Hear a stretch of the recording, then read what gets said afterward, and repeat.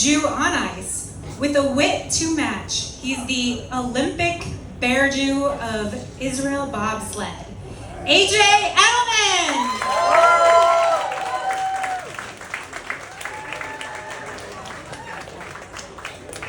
Hey guys, how's everyone doing tonight?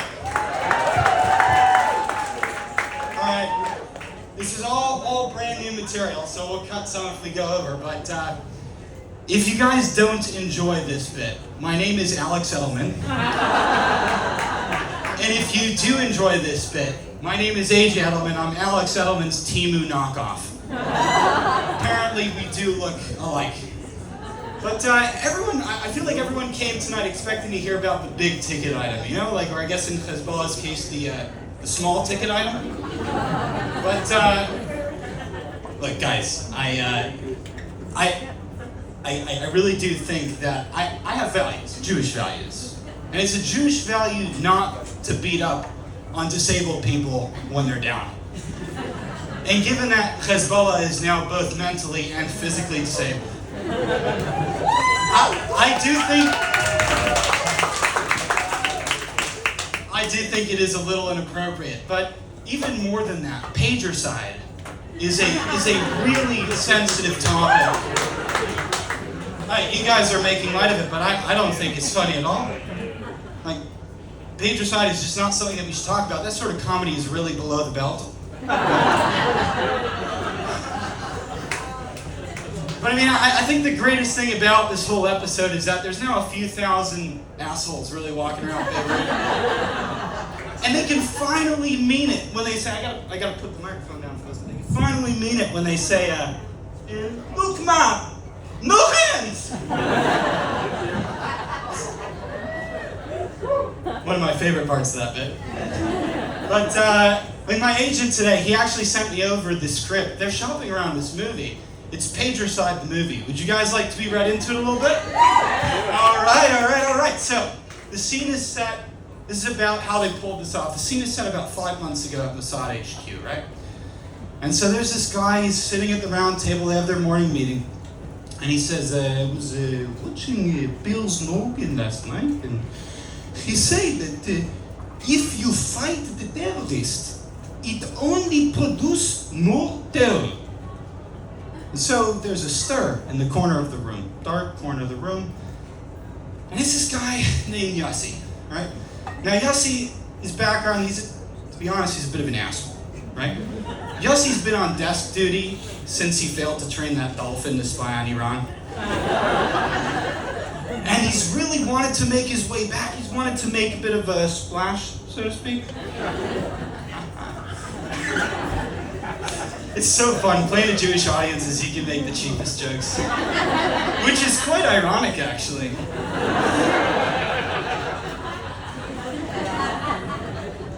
Anyway, so Yossi's in the corner and he looks up from his crossword puzzle, and Yossi's really wanted to get back into this ever since he was on desk duty, and so he knows this is his chance. This is what he's always dreamed of. This is his moment. And so I do want to give justice to Yossi's part, because I know it's only 10 words of the script, but I saw what John Wick did with 10 words in that first movie, and he turned it into like a whole franchise. And besides, they're also shopping the next day, Pagercide 2, Walkie Talkie Go Boom Boom. And I swear to God, like, I think I can nail this part. But aside from that, Gal Gadot is being cast as like the hot section chief who clearly doesn't exist. So I really want to do this justice. So Yossi, he looks up from his crossword puzzle and he raises his hand a little sheepishly. He goes, excuse me, but what if we removed the reproduction function altogether? And there's like a shocked moment of silence, like unsure of what the hell Yossi just said. And Yossi clarifies, he's like, we call it Operation Mohe. And suddenly, it's like pandemonium breaks out. Everyone thinks it's the greatest thing since Za'atar on pizza. Everyone just loses it.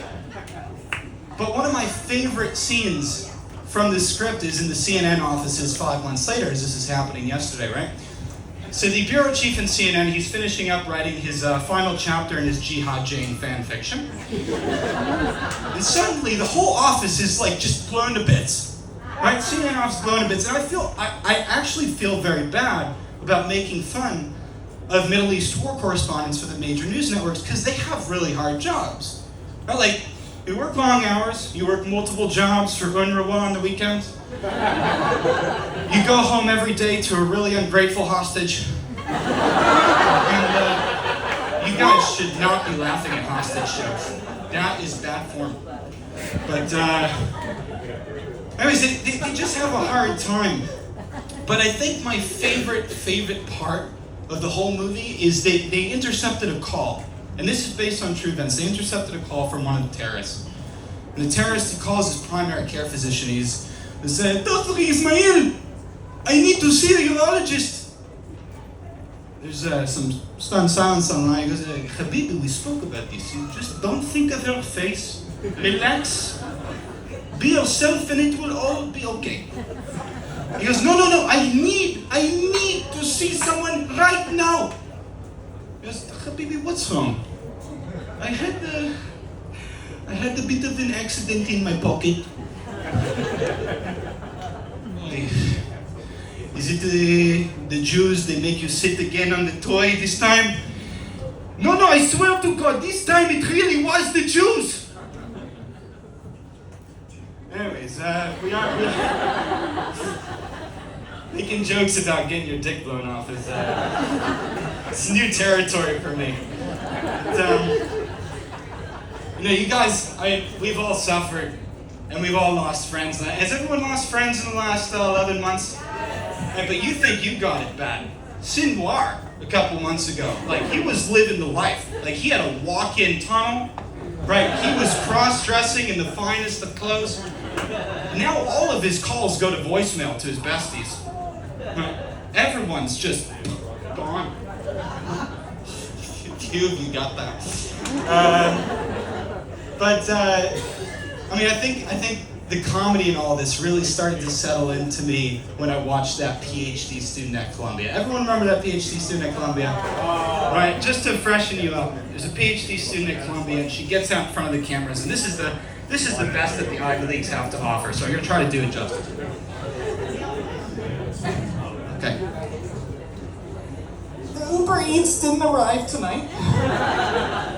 And it's been 12 hours since we found a water fountain. And we're close to eating the young.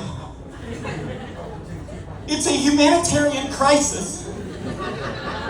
And so I thought that was actually quite brilliant because I don't know what her area of study was, but I'm pretty sure it was method acting. Because she really committed to the bit, right? Like, there is taking over a building at Columbia while yelling, "We are Hamas." And then blaming the administration for creating a humanitarian crisis because you didn't get your Krispy Kreme on time. Is as Hamas as you can be outside of Gaza.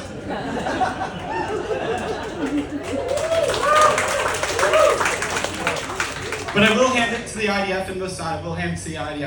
It was a job well done. In my view, a little overdone, bordering on seared and charred. And, I think all of this has kind of deepened a little bit of my Jewish trauma. We all have that little bit of Jewish trauma. So a month ago, we had Tisha B'Av, and I was fasting. Fasting on Tisha B'Av for the first time in a very long time. I'm a bobsled athlete. I rarely fast on the, what we call the minor fast, because I'm training. But I decided to fast this year because, of course, the Jewish trauma told me to.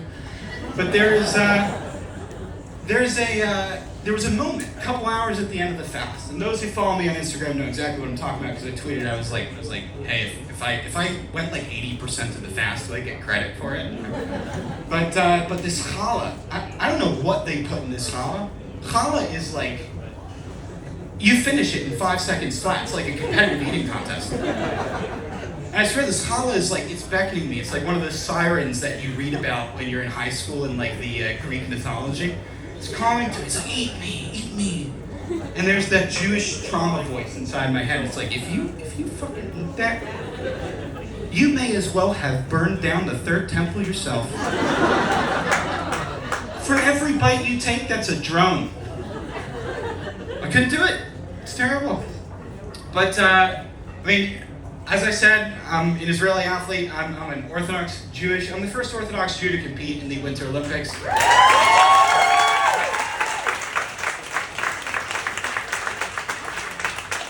I wish you wouldn't clap so hard because it's kind of crappy having the first line of your obituary happen when you're like 27. But it's not that we don't have Jewish athletes, right? It's that we have chronically Jewish mothers, right? And Jewish mothers are like the love child between an overly zealous and cautious insurance adjuster and a bona fide OG pimp. Like, if Jewish mothers have a commonality, it's the following. First, 75% of the house absolutely covered in plastic. Right? I didn't even know the color of the furniture in our living room when I was growing up until my older brother had a bar mitzvah. And even then, I wasn't allowed to sit on it for the next 10 years. Until I moved out of the house, it was the happiest day of my mom's life. I moved out of the house, you can now sit on the sofa. I'm pretty sure it was black. I only saw it once. But the second is that they can, I swear to God, they can smell singleness. Like, they can smell it across a football field. I was at KJ. You guys know KJ on the Upper East Side? All right. This whole side, he's Orthodox. And whatever is going on over here. It's funny, I was going to make a Hillel and Shammai joke tonight. Right? Like, for all you guys who are not Orthodox, Hillel and Shammai are two rabbis in the Talmud, and said that Hillel is the one who is right when the Messiah does not come, but Shammai is the one who is right when the Messiah does come. I was going to make a joke about Alex being Hillel and me being Shammai, but I knew that the entire section of this one would just be like, what the fuck did he just say? And there'd be like 2 or 3 who'd turn to their boyfriends and be like, you promised me you were Shannah Bet. What the hell was that? Again, this Shannah Bet is when you go for a second year in Israel. You become a super colonizer at that point. Anyway, so I'm at KJ, and I swear to God, this young woman, she turns her head. She does like that Trump turn, right? She does the Trump turn, right? And unfortunately, the bullet this time doesn't miss. The bullet ricochets and hits the attention of this clearly Jewish mom in the corner. And it's like watching the Discovery Channel, those shows where where the hawk finds its prey. Right? Like, she zeroes in and she closes this distance. Listen, I'm an Olympic athlete. I cannot close 40 yards in 4 seconds flat. That's like NFL combine level time. Right? But this mom, amazing. She was all over this girl in under 4 seconds, and she knew everything there was to know. Where she grew up, zip code, street address. She knew her social security number. She came back talking about how there was a freckle on this girl's inner thigh. It was crazy. But most importantly, she knew the names and phone numbers of all of her single Jewish friends to follow up with after Shabbos. It's quite incredible. But I'll leave you with this because I have gone over time. I do have a beautiful dog named Lulu. He's a Shiba Inu, but this is really not about. Oh yeah, you can clap for Lulu. I'm not. On Instagram, he's called the Heeb Sheeb. Anyway, so but he has a best friend, right? So I'm a Jewish dad. I'm a Jewish dog dad. I'm not a Jewish dad. I'm a Jewish dog dad. I'm not a Jewish dad to the best of my knowledge, I should say. I'm a Jewish dog dad, and Lulu can eat whatever he wants, whenever he wants, provided that he go gets it himself. But his best friend, Breeze, is also Shiba Inu, and he has a Jewish mother. Which means that not only does Breeze get kibble to eat at dinner, he gets kibble with ground beef. But it's not any ground beef, because she's a Jewish mom. This is choice, Park East kosher, 90, 10, $15.99 a pound ground beef. And the shocking thing is, you guys know those Jews who have Passover coffee cakes in their cupboards that expired in 2002. Right? Like, this is Breeze's level of hoarding. He's a fucking hoarder. Right? I swear, I cleaned out his crate the other night. There were Campbell's Chunky Chicken Soups from 1950 in there. Right? He could survive a nuclear winter, but there is one thing to say about Breeze.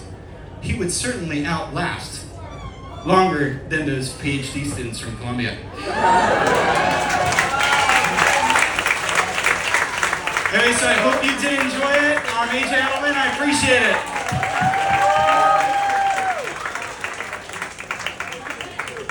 Give it up one more time for AJ Edelman.